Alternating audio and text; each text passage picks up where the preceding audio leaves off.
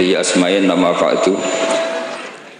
Ingkang sangat kula hormati Kiai Mahfud, Kiai Robah, Kiai Afif, sedanten putra-putranipun keluarga Mbah Maksum, Kiai Syekhun, sedanten guru-guru bunyai ingkang kula hormati. Kula niki basa Jawa napa basa Indonesia? Jawa mawon nggih. Kula badhe matur tentang sanad ya. Terus termasuk khususiyatu hadil ummah, termasuk kekhasan umat ini adalah punya sanad muttasil, punya silsilah, punya mata rantai keguruan ila Rasulillah sallallahu alaihi wasallam.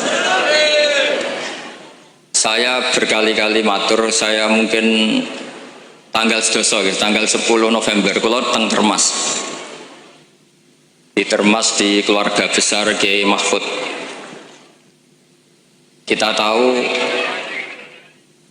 Mbah Maksum ini pernah ngaji sama Mbah Fakih Mas Kumambang, juga tadi kalau diceritani Pak Mahfud nanti ngaji Mbah Khalil Harun, pernah Mbah dari Mbah Maimun. Kok bisik nganggo hati tuh, ngomong bisik nganggo hati.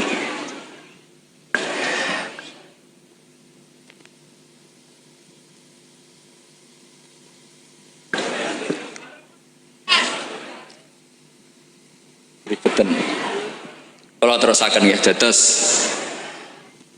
min khosoisi hadil ummah atau termasuk khususiyatu hadil ummah adalah sanad keguruan.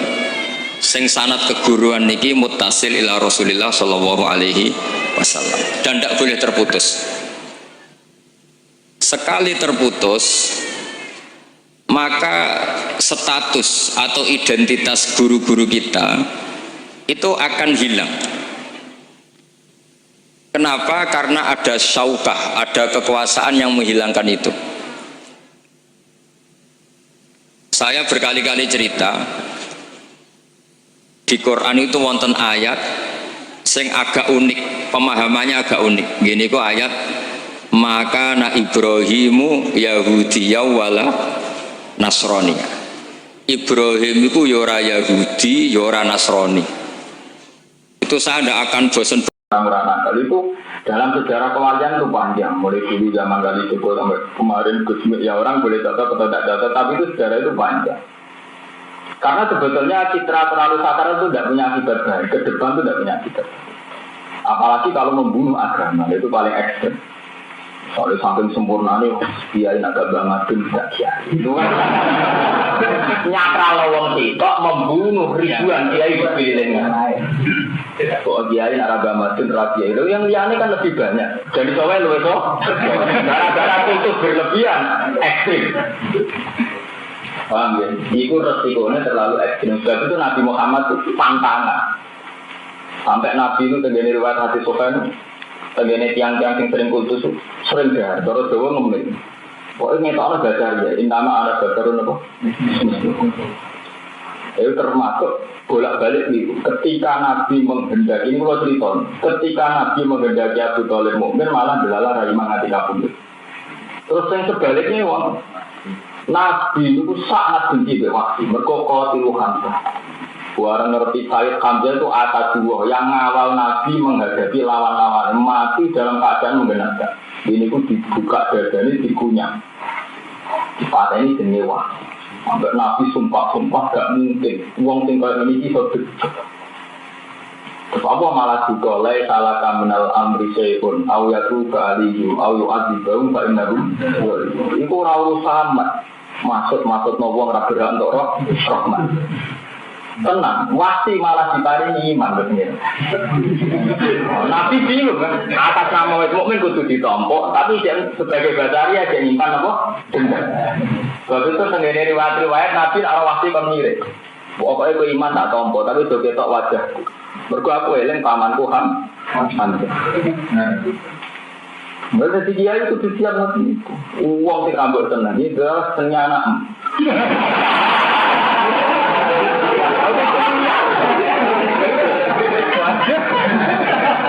Paham ya? Wong dina boten iki ditetir dadi mertua.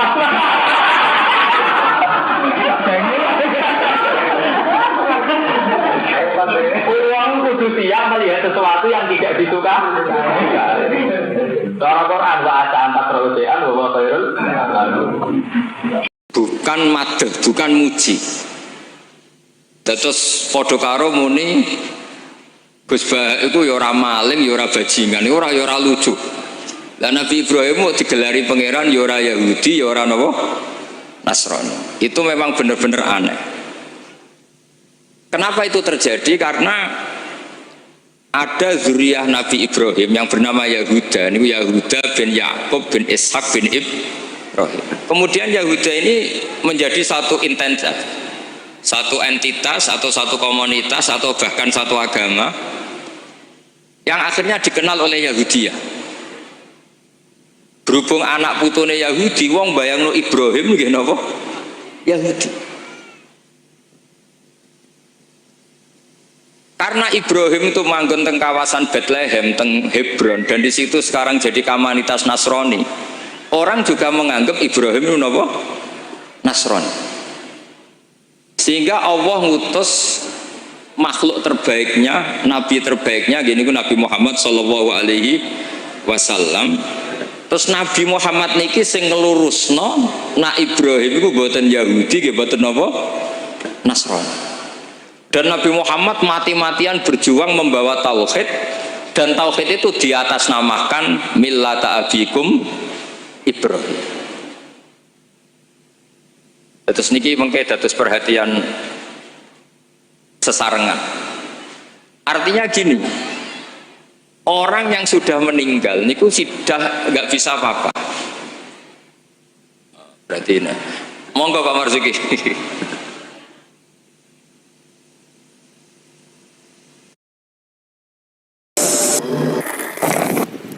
Penganggu itu akan memperpanjang kemiskinan. Tapi nak judes kan tidak seneng kok dibutuh judes. Tapi gara-gara judes butuhnya jadi pekerja keras. Kemiskinan cepat berhenti. Mulai cara-cara teorinya gini ngoten, wa asiruhum nabil ma'ruf. Iso wae kowe gedhe tapi wa ala wa bi khairan ya kira. Iso wae wong wedok di sikap tertentu yang kamu tidak cocok tapi wa ala wa bi khairan ya kira. Contoh paling gampang judes. Tentu kita tidak simpati sama judes. Tapi efeknya kan biar apa men butuh apa nah. Itu memperpanjang kemiskinan.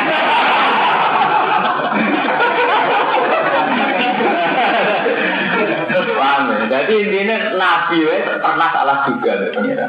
Ini kan mohon malaikat, tidak adili malaikat dia pernah salah apa? Nabi sama, Nabi Muhammad itu sejarahnya hadis sahih. Nabi itu sangat ingin Abu Thalib muslim, malah boten. Paling gede wasi malah dibaringin apa? Iman. Itu begitu terus. Isa gimana? Isa ketika kusuk kelunak-kelunak ya orang nyongko, nak terus blunder malah dianggap pengen. Tapi malah blunder, malah dianggap pengiran. Yang seneng anggap pengiran, ya blunder. Yang buat yang anggap pikir, dia blunder. Akhirnya Isa satu-satunya nabi yang diadili pengiran ditakoi ya anta kultali nabi satu ini wa umiyah ila ini nabo ini.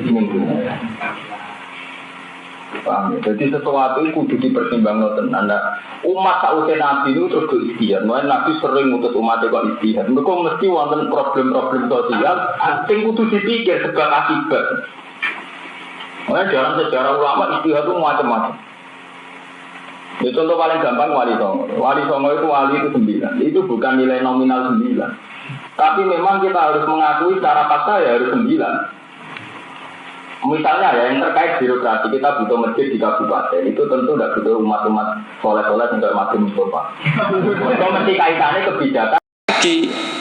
Metode pelatihan bahasa Inggris, bahasa asing itu pakai metodenya ulama dulu. Orang kalau kursus Inggris itu dilatih disuruh ngomong sampai aksennya Inggris, konversasinya gaya Inggris, sehingga mereka pinter. Itu metode kita. Dulu nggak ada guru bacakan murid, itu udah ada murid bacakan guru. Makanya kenangannya Imam Syafi'i, qara'tu ala Malik al-Muwatta. Saya membaca Muwatta di depan Imam Malik. Sehingga murid pinter apa goblok ini gurunya tahu. Nanti kalau bacanya bener terus disahkan jadi kiai. Sekarang enggak, ngaji terus, be rokokan, be omong-omongan tetap jadi kiai. Padahal kiainya saja enggak tahu dia pinter, enggak tahu.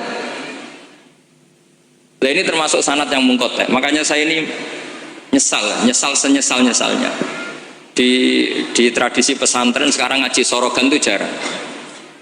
Saya alhamdulillah sampai sekarang masih ada beberapa santri yang ngaji sorogan mahali sama saya. Termasuk beberapa Gus Sarang masih sorogan sama saya. Karena Mbah Mun tuh gak mau ngasih sanad kecuali sorogan. Jadi dulu saya ngaji sama Mbah Mun, cucu kandungnya Mbah Mun mau sanad mahali gak langsung Mbah Mun, harus lewat saya karena Mbah Mun sudah tidak sorogan mahali karena sudah sepuh.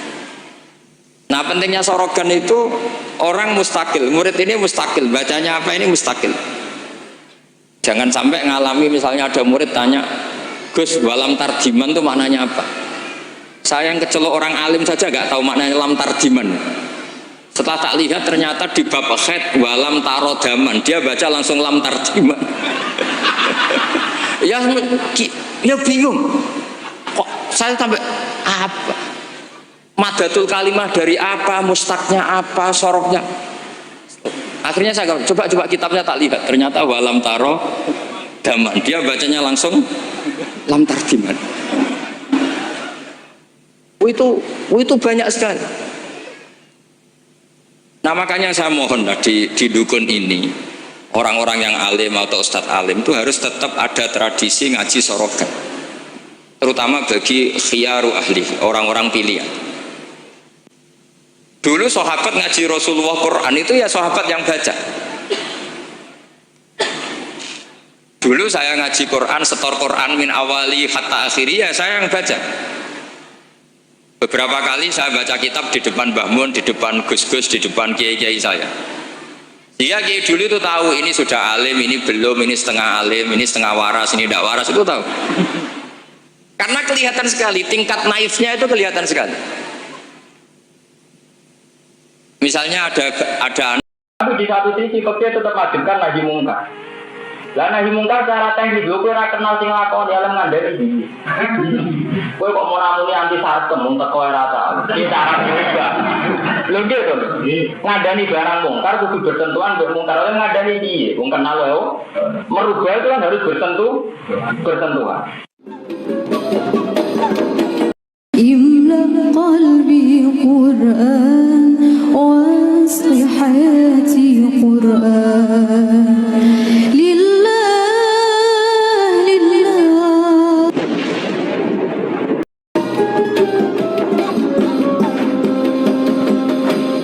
Ya ini mau dua terangkan. Jadi Nabi Ulul Azmi ini bukan salih. Nabi Muhammad, Ibrahim, Musa, Isa, atau Nuh. Semanten, Nabi 5 yang Ulul Azmi ini Nabi Muhammad itu hanya disyariatkan oleh Allah anit tabi millata Ibrahim Hanifah. Jadi Nabi secara kenabian itu sengken jadi tokoh panutan Nabi sinten Ibrahim. Ya, anit tabi millata Ibrahim Hanifah. Sebab itu dalam sholawat ya Allahumma sholli ala sayyidina Muhammad wa ali Muhammad wa kama shallaita ala sayyidina Ibrahim. Jadi selalu Ibrahim atuannya pada periode Nabi Muhammad itu selalu Ibrahim. Karena ini mengentulah Nabi Isa itu gaya kepemimpinannya terlalu sakral, terlalu spektakuler. Di wonge itu ya ora rapi, terus wonge khusyuk menjauhi segala pantangan. Pokoknya cara dia itu entek oleh zuhud, entek oleh warok. Wes ngoten mboten nate gak ada kasus sing secara lahir. Wes ngoten malih mukjizate terlalu spektakuler. Ini ku iso murid wong mati, nambah wong picek, amun tak entek anggo mukjizat kok nganti saged muridno tiyang napa. Akhirnya Isa malah kecelakaan. Jadi sing seneng nganti darani pangeran to anake pangeran. Sing gedeng darani tukang napa? Jadi kados kula terang. Jadi Isa akhirnya kelangan loro-loro. Sing seneng berlebihan darani pangeran to anake pangeran, sing gedeng darani napa? Sebab itu gaya kepemimpinan Isa itu rajinut Nabi Muhammad. Nabi Muhammad meskipun Nabi paling top Sayyidul Awalin wal Akhirin malah yang ditonjolnya itu ala-ala apa? Al-Jadariyah, sisi-sisi kemanusiaan. Mergo Nabi trauma, engkau dikoyono Isa. Yaitu dimirip-miripnya kayak pengen. Karena faktanya Isa udah ke pengiran, akhirnya ditakok ke pengiran. Aan takul talina kita dulu nih wa umia ilahi ini nabo. Kue apa tahu Isa nyari atau menuso kon nganggep kue pengiran. Jadi Isa subhanaka ma yakunu li an aqula ma laysa li nabo. Ya Allah, saya tidak pernah melakukan itu. In kuntu qultuhu faqad alimta. In kuntu lamun ala sapa ingsun. Iku kultu ngucap ingsun hu ing ikilah kata ittaqulu wa umya ilahi min dunillah. Kalau perkataan itu saya katakan, saya ucapkan, faqad alimta. Monggo teman-teman nggih pun pirsa panjenengan hu ing ikilah tahu. Ta'lamu ma fi nafsi wa la a'lamu ma fi nafsi. Ta'lamu pirsa panjenengan ma ing perkara ufi kang nyaman ingsun di ing ma. Fi nafsi ing dalam awak dhewe ingsun. Dengan pirsa napa tentang ati kula. Wala a'lamu ma fi nafsi. Wala a'lamu lan orang ngerti ingsun ma ing perkara fi nafsi kang ing dalam awak dhewe iki. Kang ing dalam berarti panjenengan. Wala a'lamu lan orang ngerti sapa ingsun ma ing perkara fi nafsi kang ing dalam berarti jenengan. Ema tegese perkara tuki kang nyamar panjenengan di ing ma. Ema tegese perkara tuki kang nyamar panjenengan di ing ma. Maklumat tidak saking pira-pira kemakluman jenengan. Jadi disaleni malih innaka anta allamul ghuyub. Innaka sak temne panjenengan anta ya panjenengan. Innaka sak temne panjenengan anta ya panjenengan iku allamul ghuyub. Iku zat-zat sing mirsani alam gaib. Zat-zat sing ngerteni barang sing gaib. Sing urung terjadi utawa sing mestine terjadi.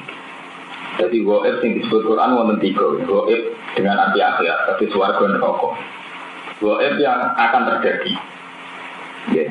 Atau gaib yang sudah terjadi tapi orang hanya tahu lahir itu, tapi jebule boten. Lah ketiganya ini Allah mawon ingkang pirsa inna kanapa anta napa alamul ghuyub. Ini kalau terangkan malih yang menyangkut la ilma lana ini. Kasus ini kalau terangkan bahwa manusia meskipun mereka itu nabi, niku tetap sering salah prediksi. Ning arepe pangeran salah prediksi. Sebab itu Nabi itu trauma saking kasus-kasus nabi ini, angger ditakoki pangeran terus yang aman muni subhanaka atau muni innaka anta alamul ghuyub. Kasus ini Amrin ada wawunya berarti bener. Misalnya An Abdillahi bin Umar itu gurunya langsung tahu. Nah sekarang itu enggak. Murid itu hanya mendengarkan sehingga kadang-kadang ada orang itu baca Ibnu Ubay bin Ka'ab itu dibaca Ibnu Abi. Anaknya bapak ini senrak kue cung. Jadi ini kecelakaan seperti ini nggak boleh terjadi. Ada lagi murid yang tanya gini, ini setengah pinter tapi ya setengah goblok. Saya pernah sorogan fikih ditanya, tidak boleh nikahi zaujatul ab. Saya ulang lagi ya. Wala tangkihu manakaha abaukum minan nisa illa ma qad salaf. Tidak boleh menikahi istrinya bapak. Itu orang Jawa langsung protes, Gus, bojone bapak rak ibuku. Itu setengah pinter, setengah goblok. Setengah pinter karena di Jawa rata-rata orang itu istrinya satu. Artinya kalau bojone bapak, ya mesti ibunya dia. Tapi kalau dibaca di Arab, wong Arab itu kan bojone papat, sing telu gonta-ganti sehingga bapaknya ini kadang pernah nikah sampai 10 orang. Paham ya? Orang Arab, mungkin orang Jawa Timur ya rodok Arab, banyak kiai yang istrinya ada satu kan. Nah sebetulnya orang Jawa Timur yang paling tidak eskal karena saya ulang lagi ya. Sehingga dia tanya, Gus, bojone bapak ora ibu, mosok wong kok dilarang kawin bojone bapak? Yo mesti wae ra bakal wong bojone bapak iku ibu. Dia protes, kenapa harus dilarang wong karuan tidak mungkin terjadi. Tak terang no.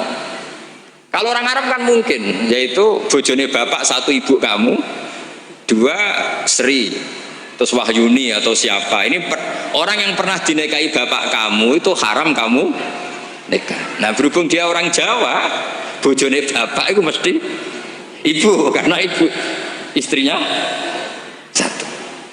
Nah itu setengah pinter setengah goblok. Setengah pinternya bisa bantah, agak cerdas lah, bisa usul gitu.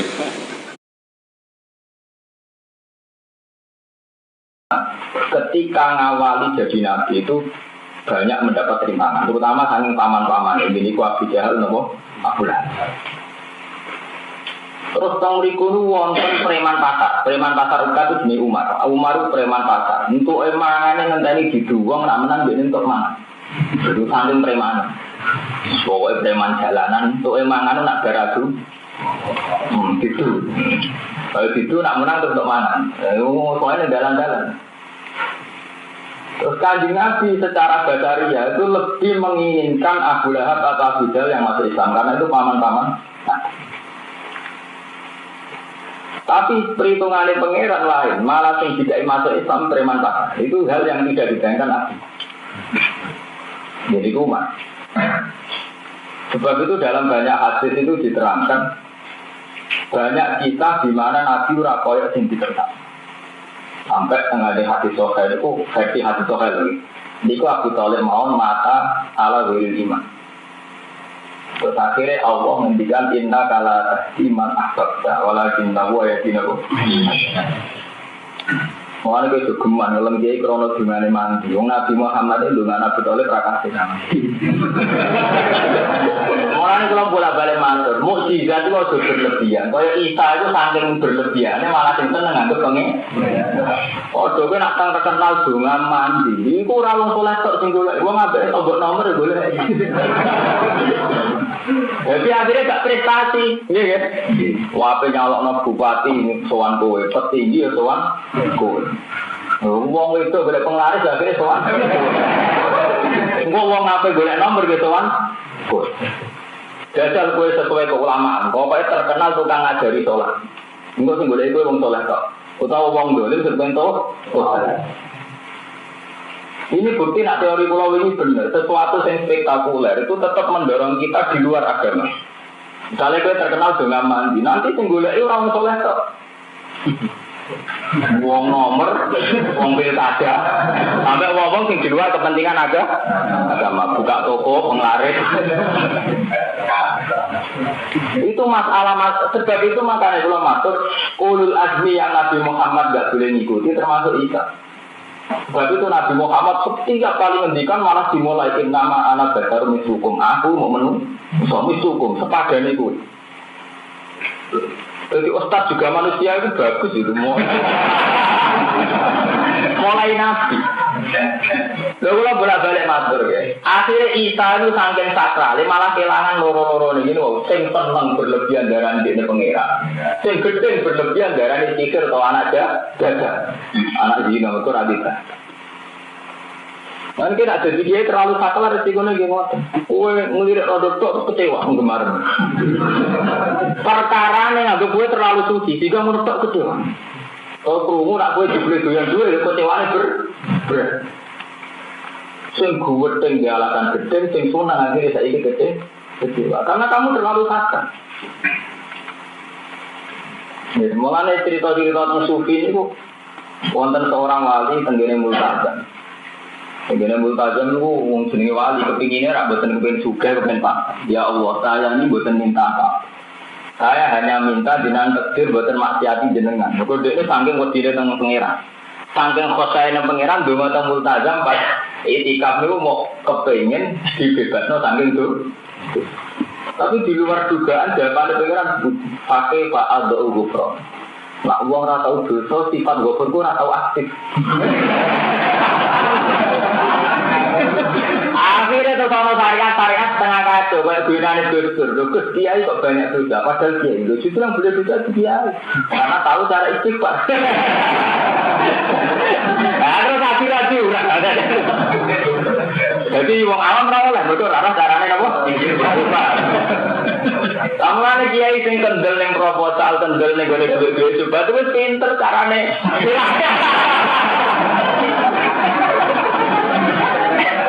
Duit alil dene. Orang kurang pasar, betul. Roh carane apa? Gendol nak marani lonte dari gendol. Nah dia dari dakwah aman. Tapi yang nyatanya sebagian nonton tenan itu udah aneh ya dalam dunia masih bilang Rabbukum wa Rabbu abaikumul awalin, yang nuhani nenek moyang kamu. Itu semua hadirin langsung sadar. Iki nak Fir'aun pangeran, buyute ra di pangeran, kan pangerannya datang terlambat. Kan Fir'aun punya bin. Wong Fir'aun itu nama gelar kayak Hamengkubuwono. Fir'aun 1, Fir'aun 2, Fir'aun 3, Fir'aun kan gitu. Makanya zaman Nabi Yusuf itu rajanya juga namanya sudah Fir'aun. Zaman Nabi Musa juga Fir'aun, karena itu gelar. Artinya begini, kalau Fir'aun itu Tuhan, berarti mbah-mbahnya tanpa Tuhan, karena Tuhannya datang terlambat. Itu dilatih. Sehingga Quran itu sering ngendikan aruni, aroaitum, itu diulang-ulang. Nah, ngaji sorogan itu pentingnya ya seperti itu. Santri akan tahu.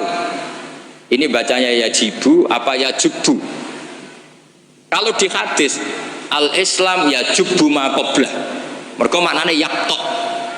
Jadi ketika ada seorang sahabat lama sekali kafir dulu, ketika Islam dia ngeluh, ya Rasulullah setelah saya Islam apa dosa saya zaman jahiliyah diampuni. Terus Nabi ngendikan al-Islamu yajubu ma qablah. Itu bacanya bukan yajibu tapi apa? Yajubu ayaktau. Lah kalau pas ini kamu baca yajibuan, al-Islamu Islam yajibu, pusing kamu. Itu kalau nggak sorokan nggak bisa. Jadi saya mohonlah sanad ini nggak boleh hilang, karena yang punya khazanah kealiman itu kita itu maksudnya pesantren. Kalau kita saja tidak alim, apalagi di luaran kita. Ini bukan urusan suudzon atau menstigmasin, enggak. Yang menyediakan itu kita, di luar kita malah pakai terjemah, pakai paling KHI lah, kompilasi hukum Islam. Yang masih pakai teks Ihya Fathul Wahab itu kita. Karena Fathul Wahab Isya'is dikerdusi nganti sawangan, kiai ini dewe maca terjemahan, ngaji ini nganggo laptop amen ngincang-ngincang perkara ndelok terjemahan. Sinalillah wa inna ilaihi raji'un. Itu bukan apa-apa, sebenarnya orang nggak alim itu tidak apa-apa, ada dosa. Tapi kan masalahnya sing ra alim ta yo gayane kok wong alim, itu semani masalah kan itu. Orang aku bodoh kan yo ora gelem kan. Dulu itu tidak seperti itu. Sehingga Nabi Ismail misalnya, Nabi Ibrahim itu Nabi itu diperintah Allah mesti benarnya. Inni arafil manami anni atfahuka. Saya bermimpi, mimpi anbiya adalah wahyu, bahwa saya disuruh nyembelih kamu. Apa kata Nabi Ibrahim? Fangdur madza tara. Lalu menurut pendapat kamu gimana? Karena mulai dulu enggak, jadi tradisi di kampus dua arah, mahasiswa disuruh mikir, disuruh cerdas. Itu dulu kita sebelum ada kampus itu para nabi sudah punya tradisi murid itu mustaqil bil fikr. Murid bisa mikir sendiri. Fangdur madza tara. Menurut pendapat kamu gimana Ismail? Supaya apa? Kalau Ismail betul-betul nanti disembelih, itu dia tidak hanya nurut Nabi Ibrahim tapi memahami, sehingga dapat ganjaran dua kali, nurut bapak ya nurut pangeran, atau nurut pangeran ya nurut bapak. Fangdur madza tara qala ya abatif almatu. Jadi tidak mentang-mentang Ismail aku dikongkon pangeran nyembelih kowe, ayo nang tak sembelih. Kau boleh bantah, nurut. Tidak ada seperti itu. Itu lagi-lagi yang ada itu di ngaji sorogan. Nah, kemudian saya sekarang cerita masalah sorogan. Saya beberapa kali punya kenangan Mbah Mun, karangan terakhir beliau Al-Ulama Al-Mujaddidun. Tiap ketemu mesti disuruh baca itu. Sampai saya pas haji sama beliau ya baca itu di Tujami Bari Rasulillah. Ketika saya di Sarang tiap Syawal ya baca itu. Sampai kitab itu untuk murid-muridnya identik dengan saya, karena saya sering, bahkan di kitab saya paling banyak oret-oretan tulisan tangannya Mbah Mun, karena beliau tahu kalau saya menekuni kitab itu, sehingga beliau senang sekali. Termasuk begini pertanyaan saya, menurut Imam Syafi'i zakat zuhur itu kan hanya yang mukta, kayak makanan pokok lah, kira-kira kayak padi kalau di Indonesia. Tapi Mbah Mun dulu itu sering guyon gini, petani ku saake jare wis macul terus gegere kaya akik wajib zakat. Petani cengkeh kakao sugih-sugih ra wajib zakat, mergo sing ditandur mboten apa muktad atau tidak kut. Oke ngono iku terus piye kaya gak adil. Bangun itu hanya guyon-guyon gitu, mulai guyon petani kaya gegere kaya akik kaya apa gitu. Terus suatu ketika tanya saya, cara kowe wajib gak? Ya jenengan muni wajib, kula muni wajib, nak mboten nggih mboten, wong kula murid. Terus jare Imam Mun, ora iso kowe kudu melok nak muni wajib ya kowe dhewe aja ngelok-ngelok nak aku. Dulu saya iskal saya itu niki kok gak tanggung jawab atas saya gitu. Dan di kitab itu ditutup dengan kalimat fa'ala man huwal qudwah li hadhil ummah ay yuftiya bima huwal aslah li hadhil ummah. Jadi orang menjadi panutan umat harus berfatwa sesuai al aslah li hadhil ummah. Saya masih tanya lagi, lo al qudwah li hadhil ummah itu jenengan? Iya ya aku, tapi kayak kudu mikir dhewe katanya. Terus tak tanya lagi, ma huwal aslah li hadhil ummah itu wajib napa mboten? Kakao cengkeh ini sido wajib zakat apa mboten? Yo karek kue. Nah dulu saya iskal sampai malam mau haji itu saya masih ditimbalin, masih diskusi kitab itu. Ini kitab ini tak bawa, kitab Al-Ulama Al-Mujaddidun. Ternyata kesimpulannya apa? Fatwa itu nggak boleh hanya gurunya faham, muridnya tidak paham. Akhirnya saya tanya gini, ya Syekhona, ketika seseorang itu syafi'i dan dia seorang mufassir, hal yataqayyadu bimadhabi imami amlah. Misalnya gini, kan dalilnya Yusuf Qaradawi yang ngutip Ibnu Katsir kan semua tanaman wajib zakat, termasuk kakao, cengkeh, apa saja, termasuk khodrowat, fawakih, asmar, simar, semuanya wajib zakat. Dalilnya adalah wa mimma akhrajna lakum minal ard. Ma itu umum, apa saja. Nah pertanyaan saya ke Mbah Mun, apakah seorang mufassir itu terikat madhab imamnya sehingga ma yang umum menjadi hanya yang muqtad? Apa tetap bebas karena ma itu umum?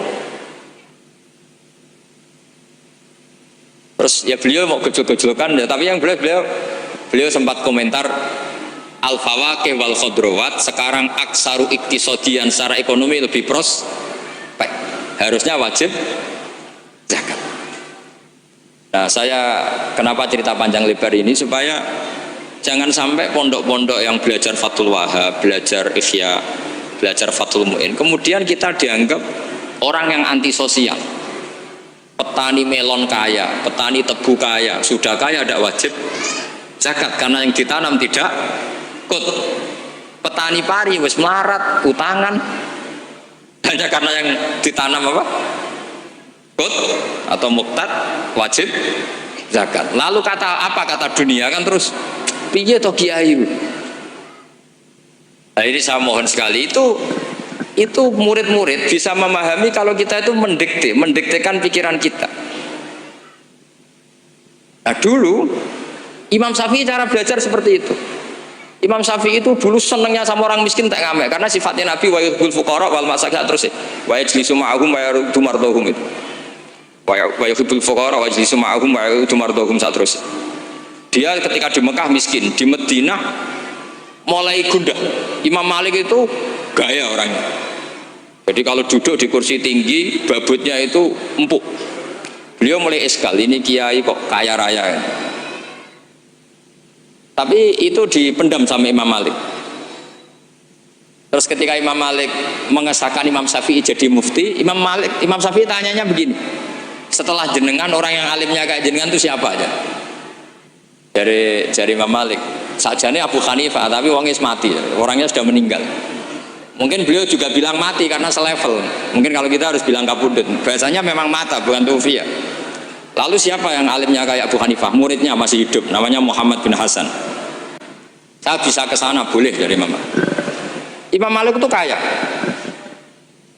uangnya banyak, tapi beliau rumahnya ngontrak. Jadi kiai mulai dulu lebih seneng uang cash daripada apa sawah Tegal karena nggak bisa sedekah. Akhirnya Imam Malik gandeng Imam Syafi'i dibayari sama Imam Malik, ini antar sampai ke Baghdad, sampai ke Kufah, sampai ke Baghdad. Dulu namanya Baghdad itu ya Baghdad, Kufah, Basrah, belum ada nama Irak.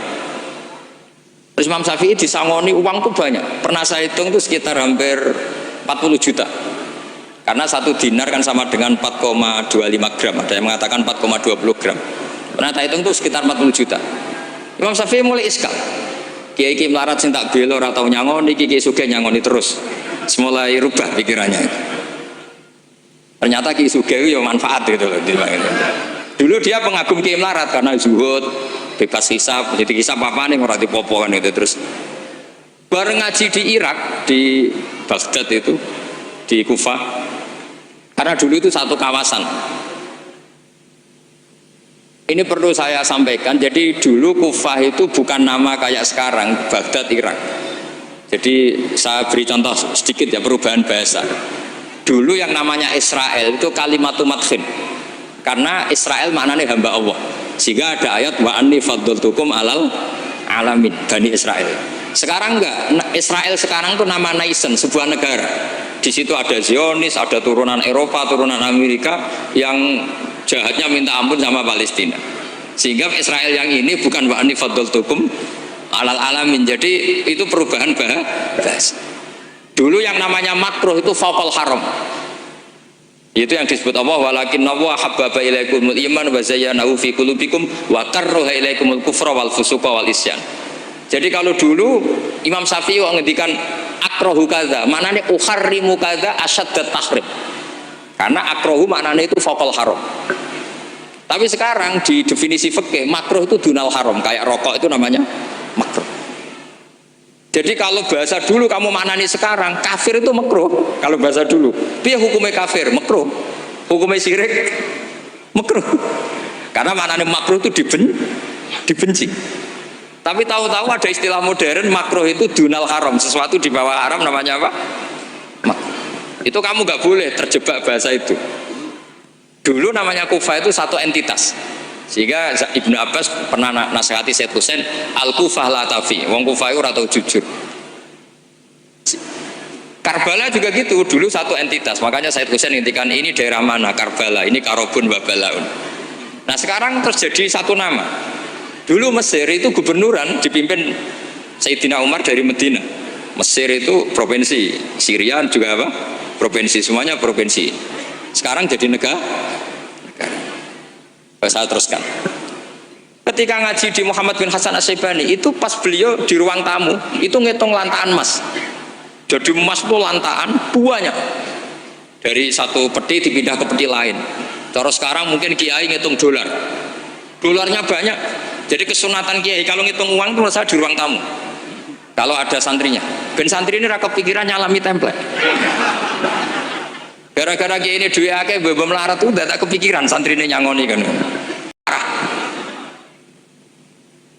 Tapi setelah Imam Syafi'i iskal, Imam Muhammad bin Hasan Asy-Syaibani itu ajib min hadhi, maksudnya min hadhil waqi'ah, kamu kaget dengan peristiwa ini. Iya, kamu kiai kok kaya raya. Terus kata Imam Muhammad bin Hasan Asy-Syaibani, harta ini milik saya, miliknya orang soleh, miliknya orang alim.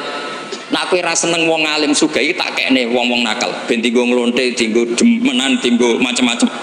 Ampun, sing sugih tiyang soleh mawon. Nah, semenjak itu Imam Syafi'i terus keterusan. Wong soleh wajib sugih. Al Islam ya'lu wala yula alaih. Wong Islam kelar tuku Innova tuku Kairi haram. Wis keterusan terus. Jadi itu dulu panjang, Imam Syafi'i rubah. Masyhur itu di fikih. Orang Islam kuat beli kuda, kok beli khimar haram. Mergo al-Islam ya'lu wala yula alaih. Jadi kira-kira kalau sekarang orang Islam kuat beli Innova, kok numpak beli Kairi butut itu haram karena dillah, itu kehinaan. Semenjak itu Imam Syafi'i itu pinter dia. Iya. Nak kiai tak haram no sugih. Terus sing sugih wong fasik yo repot dunya. Kiai tak haram no jabat, sing jabat wong fasik. Amen perda nglindungi tempat-tempat mak. Iku yo terus repot. Nah sanad itu sampai Imam Ghazali, termasuk yang tak baca kak saya ketika bela Mbah Mun al-intisar lima dzaibi syaikhina itu saya bela diantara adalah ulama harus punya pangkat supaya otoritas itu dimiliki orang soleh. Terus wa amal izu wal jafa bihi ma yadfaul insan nafsi adil fatrusnya. Ada yang baca fabihi, kalau fabihi dhamirnya mufrad. Semenjak itu kakak saya pernah wakil bupati, Keroba pernah bupati, Gus Yasin putra Mbah Mun wakil gubernur. Itu panjang, sanad pemikiran seperti itu tuh panjang. Kalau kiai tidak boleh jabat ya biar yang jabat orang fasik, nanti perdanya nguntukkan ahlul fiqih dan seterusnya. Dan itu ulama dulu bisa menerangkan dan memahamkan pada murid-muridnya karena ngajinya sorokan. Sekarang enggak ngaji ya kayak seperti ini. Makanya saya diundang itu termasuk kiai paling sulit diundang. Wis masyhur. Andai kan kiai Robah tidak datang ke saya sendiri, mungkin saya tidak datang. Terus tenang yakin ya sekarang datang. Saya itu hanya mau datang ke pernah sepuh. Ternyata pernah sepuh ya banyak, jadi wah mata wong itu.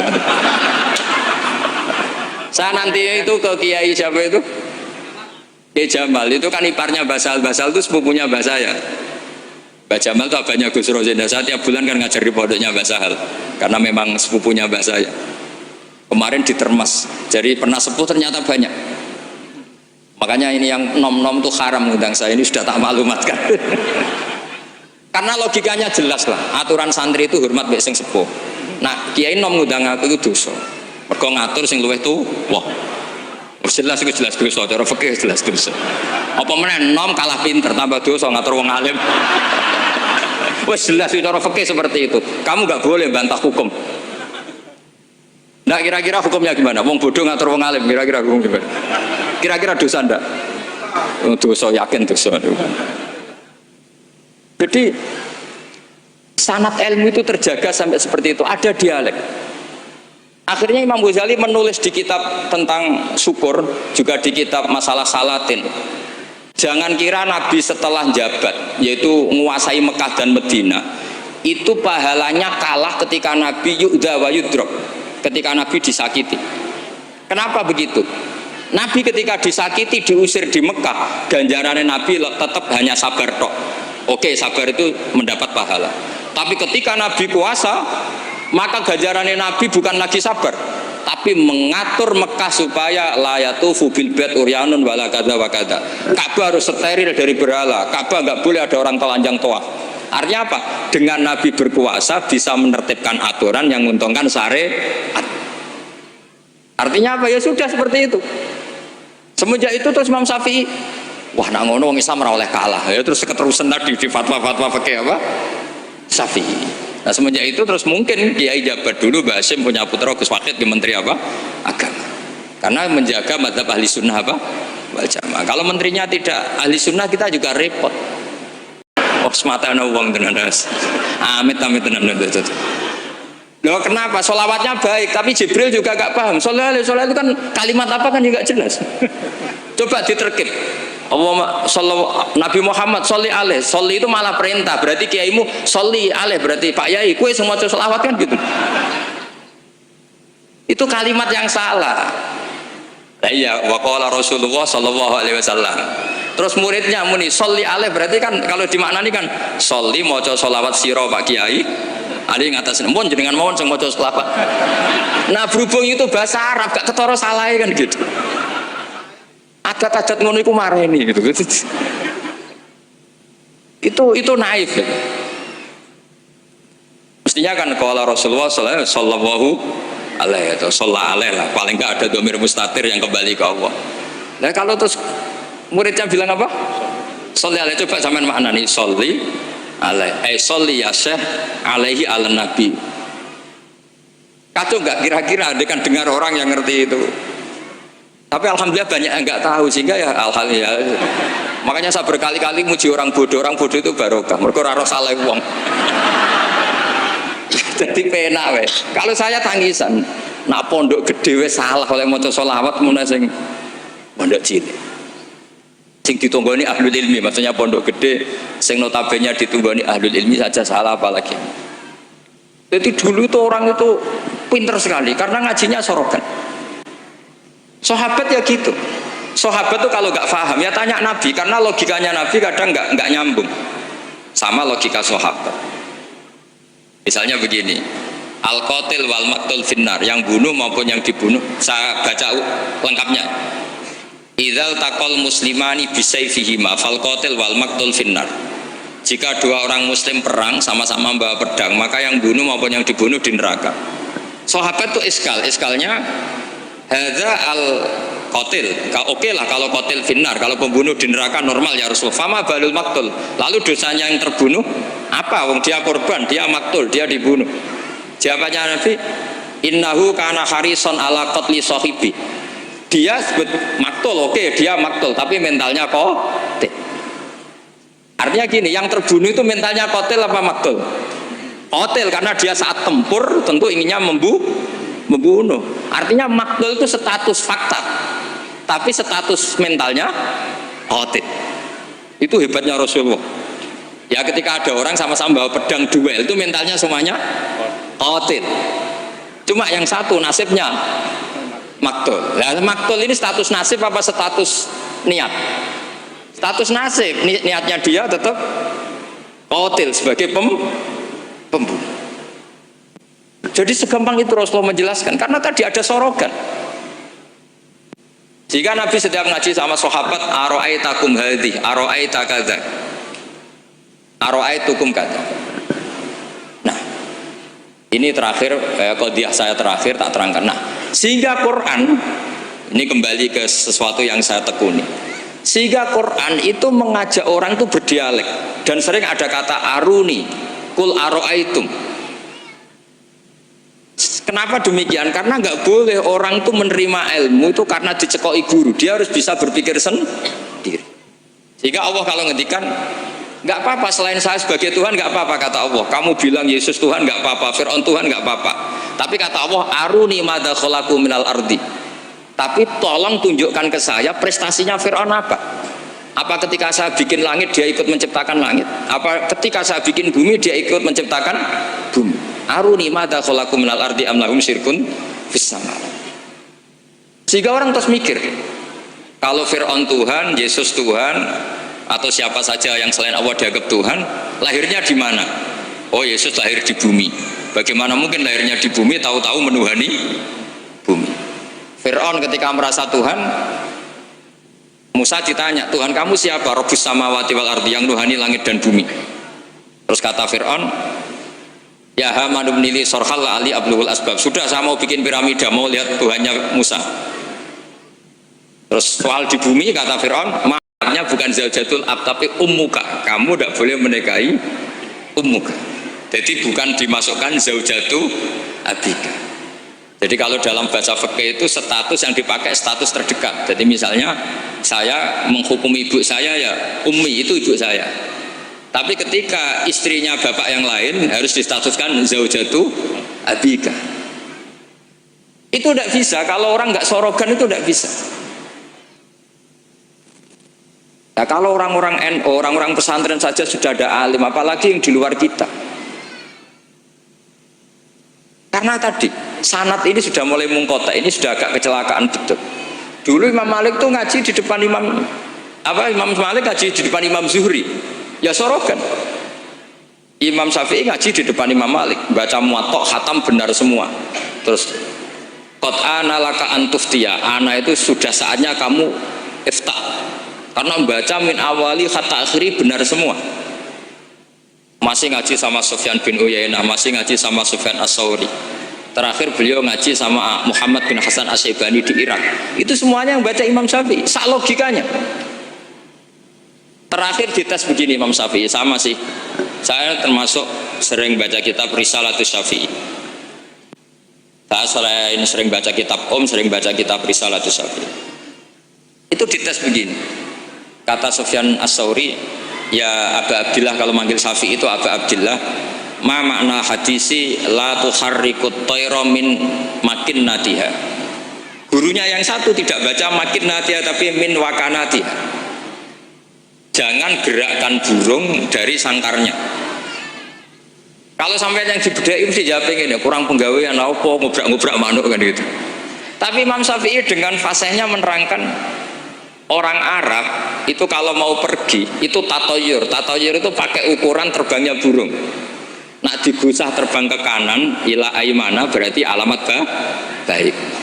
Kalau berterbang as'ama atau aisara berarti buruk.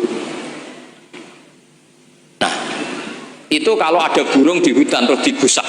Kalau nggak ada burung di hutan, dia memang nyimpan burung diletakkan di kurungan, tapi kurungannya dibuka terus diubrak.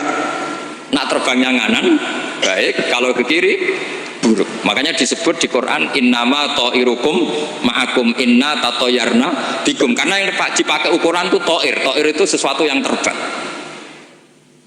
Itu Imam Syafi'i langsung paham. Adatul Arab kalau mau pergi itu melihat terbangnya burung. Sehingga makna hadis la tuharrikut tayra min makinnatiha, jangan mentaklekkan barokah tidaknya pergi berdasar terbangnya burung, tapi berdasar pergi kamu itu fi taatillah atau fi maksiatillah. Nangis gurunya. Padahal masih Imam Syafi'i umur 15 tahun. Wong kok pintere ngono. Makanya terus sampai dipuji-puji. Saya punya keyakinan kalau nanti fata min Quraisyin yamla'u tibaqal ardi ilman tuh kamu.